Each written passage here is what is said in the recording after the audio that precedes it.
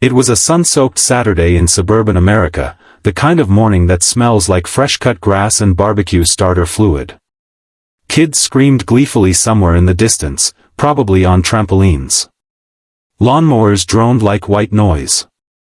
I was halfway through my first sip of French vanilla coffee when I heard the unmistakable knock-knock-knock of someone who had never been told no in their entire life.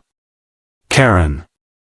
There she stood, on our front porch, in all her Patagonia-vested glory, with her massive sunglasses perched like a crown of entitlement and a stack of flyers in hand.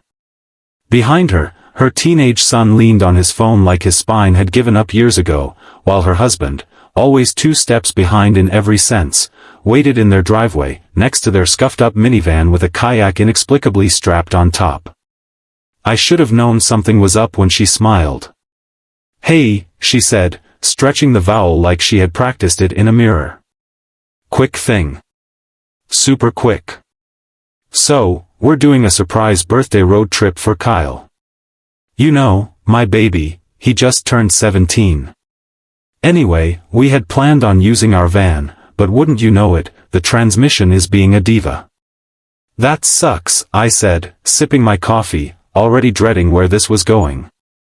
And then I thought, wait.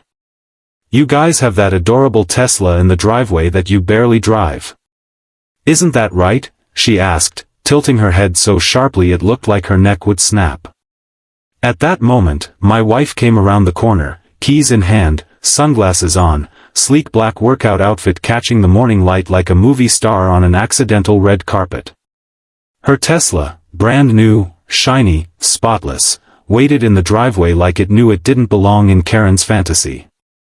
Karen's expression changed. The smile cracked just slightly. "Hi," she chirped toward my wife, too loudly. "You wouldn't mind if we borrowed your car for the weekend, would you? Just a little road trip up to Lake Tahoe. Family thing. We'd have it back by Monday." Cross my heart. My wife stopped. Blinked. "No," she said, plain and clear. Not rude. Not angry. Just, definite. Karen blinked back, as if the very concept of being told no had short-circuited her brain. She laughed nervously.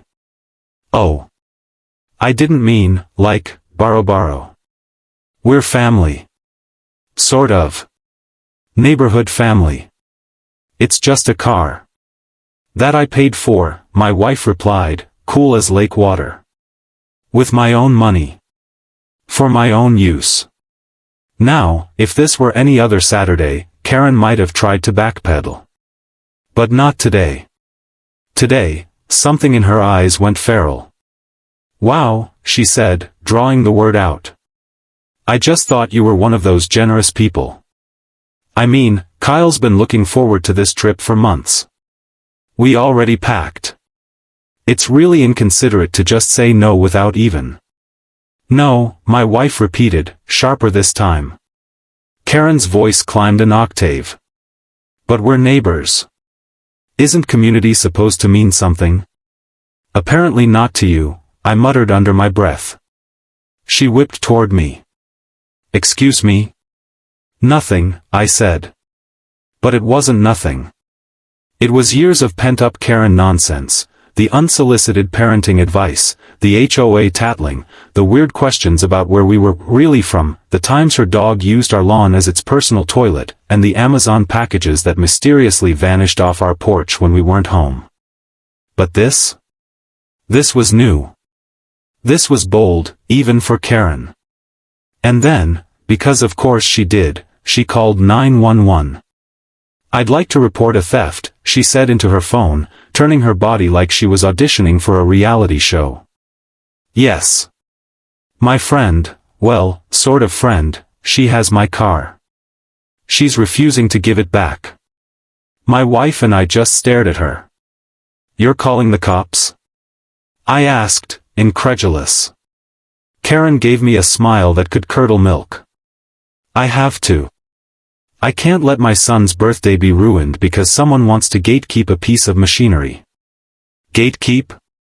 The woman just used Twitter slang to justify Grand Theft Auto. 10 minutes later, 2 police officers showed up. And not the friendly, wave at the kids type. These were the, what's going on here, types. One had mirrored sunglasses and a jawline carved from stress. The other looked too fresh to know better. Karen ran to them like she was reuniting with her long-lost cousins at a barbecue. "She's refusing to return our vehicle," Karen told the officers, gesturing wildly toward my wife. The older officer looked at the Tesla. Then at us. Then at Karen. "Is your name on the title?" Karen blinked. "Well, no. But it's kind of a shared item. You know how neighbors sometimes." "Ma'am, is this your vehicle?" the younger officer asked my wife. She didn't say anything. She just pulled out her phone, tapped a few times, and handed it over. The officer scrolled. Title. Insurance. Registration. All her name. The older officer handed the phone back. "This car belongs to her." "But," Karen sputtered. "She doesn't even use it. I see it sitting here all week. We were just going to take it for 2 days. We even filled out the gas in our car before the engine light came on. That's how responsible we are." "It's an electric car," the younger cop said, deadpan. Karen flushed crimson. "Well then that just proves I'm not trying to steal it." "Ma'am," the older officer cut in, "you called 911 to report a theft of a vehicle that doesn't belong to you, that you were never granted permission to use. But it's not fair." My wife, standing next to the Tesla like royalty surveying her land, finally spoke again. "What's not fair," she said softly, "is trying to weaponize law enforcement because you didn't get your way." The cops looked uncomfortable. There was an unspoken moment, a pause in the air so thick you could spread it on toast. Karen crossed her arms, realizing that things weren't going her way. They didn't arrest her. Of course not. But they did give her a very stern warning about false reporting. Karen muttered something about talking to the HOA, and stormed off, dragging her teenage son and confused husband behind her like a storm cloud moving down the block. The police left shortly after, mumbling apologies and giving us those tight, embarrassed smiles that say, "We're not really sure what just happened." And then it was quiet again. For a second. Until my wife let out a breath she didn't know she was holding. "You okay?" I asked. She nodded. "I'm fine. Just, tired of this." "Of what?" "Of people like her thinking they're owed everything. Even things they didn't earn." I looked at the Tesla. Then at her. "You earned that," I said. "Every bit of it." She smiled, small but real. "And I should have left it there. I should have let the moment simmer, let the day move on." But as we turned to go back inside, I glanced across the street and saw Karen watching us from behind her blinds. Still staring. Still fuming. That's when I knew it wasn't over. Karen had tried to get my wife arrested over a car. A car. Because she believed the world existed to cater to her every whim. And for the first time, I realized something terrifying. She wasn't embarrassed. She was planning something. And I wasn't going to let her get away with it. The sun hadn't even set that day when the next layer of ridiculousness began to unfold. After the police left and Karen stormed back to her lair across the cul-de-sac like a banshee in yoga pants, my wife and I tried to salvage what was left of our peaceful weekend. She poured a glass of iced tea, I threw on some lo-fi beats and half-heartedly pretended to read a comic book while we processed the slow-motion train wreck that had just played out in our driveway. "I still can't believe she called the cops," I muttered.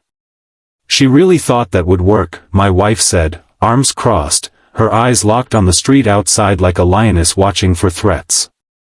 And then, almost as if summoned by a bad idea and a bottle of white wine, Karen reappeared, not in person this time, but digitally.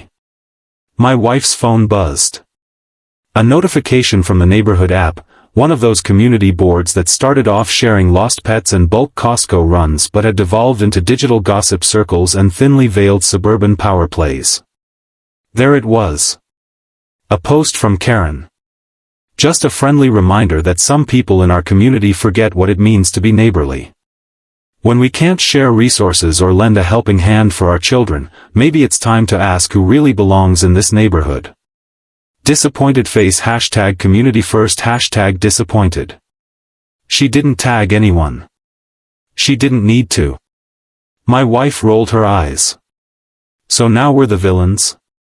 I leaned over and read it again. She actually used hashtags. Like it's a movement. She tried to weaponize the cops. Over a Tesla. And now she's playing the sad suburban martyr card. Classic. Still, I felt it. The shift in energy. We had seen this game before, only this time, it wasn't just annoying. It was strategic. This wasn't Karen being Karen. This was Karen trying to frame a narrative. A dangerous one. A few hours later, it got worse. My wife received an email from the Homeowners Association. A formal complaint. Subject, driveway clutter and community concerns. Apparently, someone, anonymous, of course, had submitted a photo of our front yard with a vague accusation about unapproved decorative elements and non-compliance with vehicle visibility guidelines. Which, in plain English, meant they didn't like our potted plants and the way our Tesla was parked. We knew exactly who sent it. She's retaliating, my wife said, her voice cool but tinged with exhaustion. She didn't get her way, so now she's going full HOA ninja. She's using the system, I said. Or trying to. And she wasn't done. The next day, one of our mutual neighbors, a sweet but nosy woman named Donna, came by while I was watering the front lawn. You know, she said, eyes darting around, Karen told me what happened. That whole car thing? Wild. I braced myself. Oh, did she now? She said you guys had some sort of misunderstanding, that maybe she was trying to help you get more use out of your car, since it's always just sitting there. She called the police on my wife, Donna. Donna blinked. Oh, she didn't mention that part. Of course she didn't. She shifted uncomfortably. Well, Karen has her ways. But you know how tight-knit this block is. It's better when we all just get along. I could feel the subtext like humidity in the air. Don't stir the pot. Let it go. Be quiet. Be polite. But we had tried polite. And it had nearly gotten my wife arrested. That night, I took our dog for a walk, hoping fresh air would dilute my frustration. As I rounded the corner near Karen's house, I heard her voice, sharp and unmistakable, even muffled behind her hedges. She just doesn't belong here. I mean, really, what's she contributing? All flash, no substance. That car is a prop. I stopped. She acts like she's better than everyone else. Just because she married into the neighborhood doesn't mean she owns it. Laughter. I felt something cold grip my chest. It wasn't just about the car. It never was. Karen didn't just want the Tesla. She wanted the narrative. She wanted to paint my wife as uppity, difficult, uncooperative. Someone to be questioned. To be policed. To be excluded. That's when it clicked. This wasn't petty jealousy or neighborly bickering. This was entitlement weaponized with a smile and a blonde bob. This was a woman trying to rewrite reality in real time. And she almost succeeded.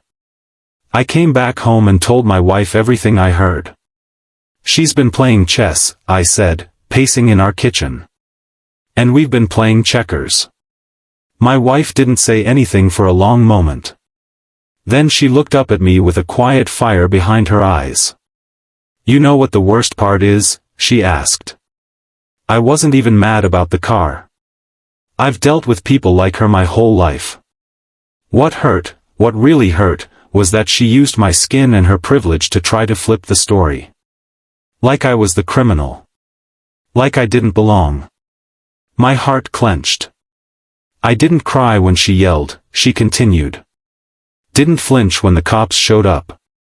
But when I saw her talking to them, so casually, so confidently, like they'd automatically take her side, that scared me. Because for a second, I thought they might. She wasn't exaggerating. We'd seen the stories. We'd lived the microaggressions. But this? This was real, dangerous escalation. And Karen was still out there, sipping wine, writing posts, and plotting her next performance. I'm done being silent, I said. She wants a war of perception. She's going to get a reality check. Don't stoop to her level, my wife warned. Oh, I won't, I grinned. I'm aiming way lower. And yet, we both knew direct confrontation wouldn't work. Karen thrived on drama she could spin into victimhood. If we yelled, we'd be the aggressive ones. If we fought back traditionally, she'd cry into a Facebook post about how she feared for her life because we glared too intensely. So we had to be smart. Clever. Subtle. We had to play her game, just way better. I spent the next day quietly collecting screenshots. Every post. Every comment. Every HOA letter. I compiled it all like I was building a digital dossier. I even got a recording of that hedge-side conversation, thanks to the voice memo I'd accidentally left running during my dog walk. Karen had built her kingdom on the assumption that no one would challenge her. It was time to shake the foundation. The last straw came in the form of a fake Yelp review. My wife runs a small online business, scented candles, hand-poured, locally sourced, the whole artisan vibe. Her reviews had always been glowing. Until that morning. 1 star. Owner was extremely rude and unprofessional. Felt very unsafe. Would not recommend supporting this business. No name. No purchase record. Just a digital smear. I know who wrote that, she said quietly. I know, I replied. She looked up at me, resolute. Then let's do something about it. And just like that, we stopped playing defense. Karen had dragged us into her little theater of control. She tried to twist the truth, erase boundaries, and use her privilege like a crowbar to pry open what didn't belong to her. She thought we'd be passive. She thought she could win. But she had no idea who she was messing with. Because if she wanted drama, well, it was about time we gave her a front row seat. And this time, we were writing the script. We started with diplomacy. That was the first mistake. My wife, ever the peacemaker, believed maybe, just maybe, Karen had embarrassed herself enough and might be open to a truce. So she left a handwritten note on Karen's doorstep the following morning. Not a sarcastic one, not even a passive-aggressive one. Just a firm but kind message. Hey Karen, we understand that emotions were high yesterday. We hope everything is okay. Let's move forward as neighbors with respect and boundaries. She even signed it with a smiley face. It was gone from the porch by noon. By 3 p.m., we had an email from the HOA citing us for an unauthorized mailbox ornament. Translation: the small hand-painted hummingbird my wife had hung as part of a spring decoration was now somehow an architectural threat to the neighborhood. She's escalating, I said, reading the email out loud like it was a comedy script. Karen's allergic to peace, my wife replied, sipping her tea like a queen watching peasants trip over themselves. I wanted to laugh. I really did. But Karen wasn't just playing some bored housewife game anymore, she was trying to build a paper trail. Paint us as disruptive. Difficult. Non-compliant. It was chess, and we were her favorite enemy piece to chase across the board. Then came the fake service complaints. I kid you not, a city inspector showed up to verify a report of unlicensed electrical modifications. We had no such thing. Our home hadn't even had a dimmer switch installed since we moved in. Karen, apparently, had submitted a tip claiming we had rewired our garage improperly. The man apologized profusely once he realized there was nothing even remotely suspicious, but the seed was planted.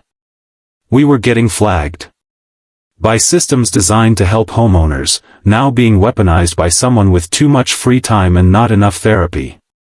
And still, we tried to be civil. Until Karen's final move pushed us past the edge. It was a Friday evening, golden hour. We were pulling into the driveway, returning from my niece's piano recital. Our dog barked, excited to be home. As we stepped out of the car, I noticed something strange. A small crowd stood outside Karen's house. Strangers. At least half a dozen. One of them holding a printout in his hand. I heard a guy shout, "Yo, I'm here for the SUV." Another added, "Karen said first come, first serve." My wife and I exchanged looks, ice forming in our veins. "What? SUV?" I asked one of them cautiously. He turned, holding up the flyer. "Free SUV, ask for Karen. Here's the address." And there it was. A Craigslist ad with our street. A picture of our Tesla. An email address that, get this, was literally Karen free rides now at something.com. I don't even know whether to be horrified or impressed. We watched, speechless, as more people pulled up, some in Ubers, others walking with backpacks, expecting to claim a luxury vehicle like it was a Black Friday doorbuster. Karen came outside moments later, hands flailing, shrieking that she had no idea what was going on. But the looks she gave us, oh, those looks, said everything. Her performance was flawless. Just enough confusion to feign innocence, just enough volume to keep herself the center of attention.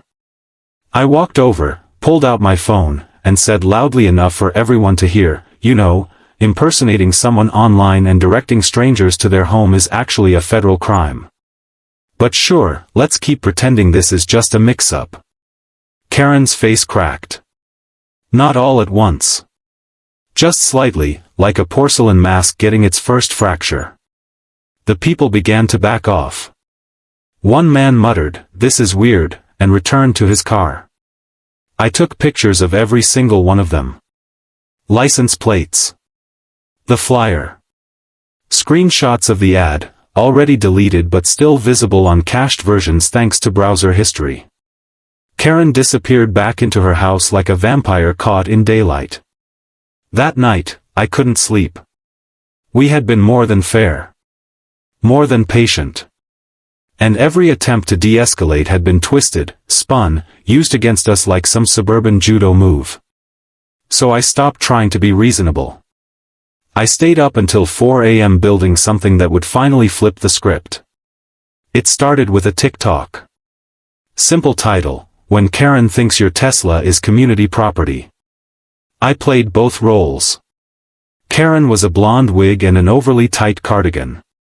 My wife voiced her own lines. We recreated everything, dramatically, of course. The knock on the door. The 911 call. The HOA letter. The Craigslist ad. We even added soap opera music and one of those fake, to be continued, screens at the end.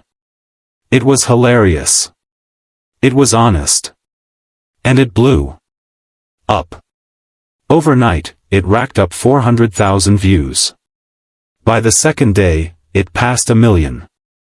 The comments were a digital stadium of people cheering us on, roasting Karen into digital dust. She called the cops over a Tesla? Sis, I'd call the Avengers before doing that. Karen needs a hobby. Maybe knitting. With barbed wire. Protect that queen with the sunglasses. She's mothering the whole block.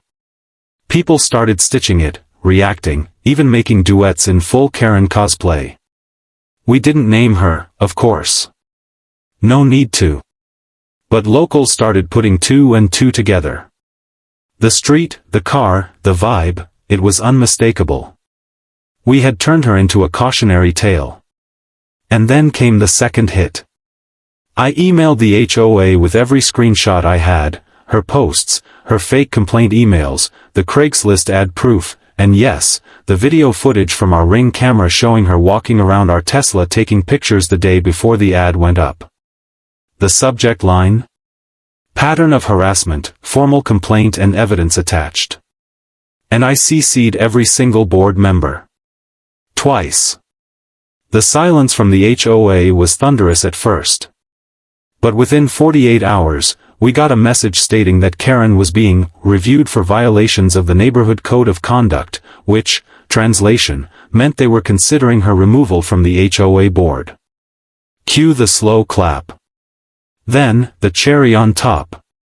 A local news outlet, always hungry for viral community drama, reached out.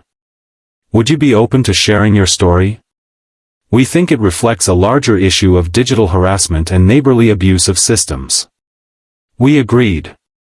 Anonymously, of course. Faces blurred. Voices altered. But the segment aired on the Friday evening news. Karen's son saw it first. A week later, my wife caught him at the mailbox, hoodie on, eyes low.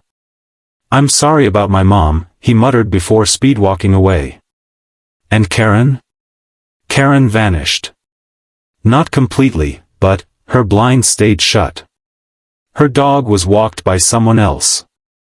She didn't attend the next HOA meeting. She didn't wave at neighbors. She didn't even post on the community app anymore. For once, silence was her loudest move. My wife and I sat on our porch the next weekend, sipping lemonade, legs kicked up, our Tesla parked proudly in the driveway, clean, polished, untouched. "Do you think she's learned anything?" I asked. "I think," my wife said, smiling, "that she finally met someone who refused to play by her rules." We clinked glasses. And I couldn't help but add, "Guess she went full Karen." "And you never go full Karen." She laughed. But we both knew, deep down, that the war might not be over. Karen wasn't gone. She was just regrouping. And we'd be ready. For a few blissful days, it felt like Karen had evaporated. No HOA letters. No fake complaints. No mysterious foot traffic on our lawn. Just the peaceful hum of lawn sprinklers, birds, and the gentle silence of someone nursing a bruised ego behind shuttered blinds. It was the suburban version of peacetime. And yet, I couldn't shake the feeling that we were in the eye of the storm, not free, just momentarily untouched. Then came the HOA meeting. Open to the public, streamed online, and, thanks to a concerned neighbor with a flair for drama, recorded in full. Karen showed up. Hair flat-ironed into submission, pearls strangling her neck, her voice dipped in artificial calm. She tried to spin it all. Claimed she had been misunderstood. Claimed the Craigslist ad was, obviously a prank, played on her. Claimed the neighborhood was turning toxic because some people just don't understand what it means to be a good neighbor. But she didn't expect the receipts. Because halfway through her speech, one of the board members, Margaret, a 75-year-old widow with an iron spine and a wireless hotspot, held up her iPad and interrupted her mid-monologue. "We've received verified complaints of harassment, false reporting, targeted HOA abuse, and digital impersonation," Margaret said, voice clear, crisp, and entirely without mercy. "All of which, Karen, have been linked directly back to you. With evidence." Karen froze. Blinked. Tried to recover. "I think there's been a huge misunderstanding. This is just a smear campaign. I'm being made into a meme." Someone coughed. Possibly a suppressed laugh. "Karen," Margaret said with the tone of a woman who has outlived 2 husbands and is afraid of absolutely nothing, "this board is voting tonight on whether you retain your position. You may step outside." She did. 10 minutes later, the vote was unanimous. Karen was removed as HOA president. And just like that, her throne, built from years of passive-aggressive post-it notes and power-tripping rule enforcement, crumbled beneath her. The next day, a very quiet, "For sale" sign appeared in her yard. No announcement. No goodbye cookies. No teary post on the neighborhood app. Just a silent, white stake in the lawn like a flag of surrender. My wife and I didn't cheer. Not out loud. We just exchanged a glance across our breakfast table and smiled. Because karma isn't always fireworks. Sometimes, it's just a quiet sign that someone's finally out of moves. But the story didn't stop there. Because our video? It kept climbing. 3.2 million views. Then 5. Then 10. Someone auto-tuned Karen's 911 call reenactment from our skit into a remix that charted on TikTok. People were cosplaying my wife, big sunglasses, sleek ponytail, sipping tea in slow motion next to their cars with captions like, "Me watching the neighbor who called 911 over my parking spot get evicted." It went from meme to message. A digital parable. A symbol of the modern-day neighbor feud, wrapped in comedy but soaked in reality. Local news followed up with a second segment, this time with us fully anonymous, faces blurred, but voices unaltered. My wife's words hit like poetry and thunder. When someone feels entitled to what's not theirs, and they're used to the world bending around them, the moment someone says no feels like a personal attack. But saying no isn't aggression. It's a boundary. And boundaries are healthy. They aired it on a Sunday evening, prime time. The next day, someone left flowers on our doorstep. A neighbor we didn't even know well. The note simply read, "Thank you for standing your ground." We were all watching. It was strange. And heartwarming. And also a little disorienting. Because we never set out to become symbols. We just wanted peace. We just wanted our car to stay ours, our Saturdays to be boring again, our lawn to stop being ground zero for suburban insanity. And slowly, that started happening. With Karen's house quietly being prepped for sale, the block felt lighter. Like someone had cracked open a window after years of stale air. People waved more. Spoke more. Smiled with less hesitation. It was as if her absence gave the whole street permission to breathe. A week later, we took a road trip of our own. No destination. Just us, the Tesla, and the open road. Somewhere between the city and the mountains, I played that TikTok remix, the one with Karen's auto-tuned scream, "She stole my car." We laughed until we cried, nearly spilling iced coffee all over the dash.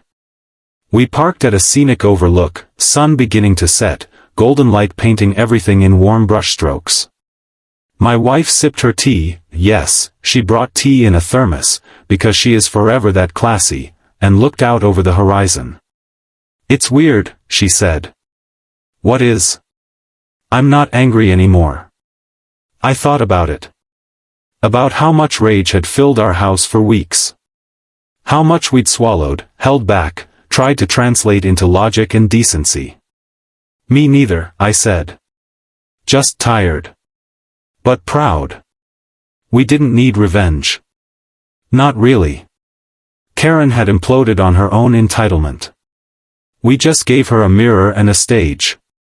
Later, when we got home, I passed by the Tesla and ran a hand over the hood. Still ours. Always was. As we walked up to the door, a car slowed down in front of Karen's house. A couple peered out, clearly curious about the property. A realtor stepped out with brochures in hand. And there, behind the blinds, a flash of movement. Karen. Still watching. Still there. We paused. My wife gave the house a long, unreadable look, then turned to me. "Should we wave?" I raised an eyebrow. "Only if we play the song." I pulled out my phone and tapped the Bluetooth. Rick Astley's voice poured out of the Tesla's speakers. Never gonna give you up.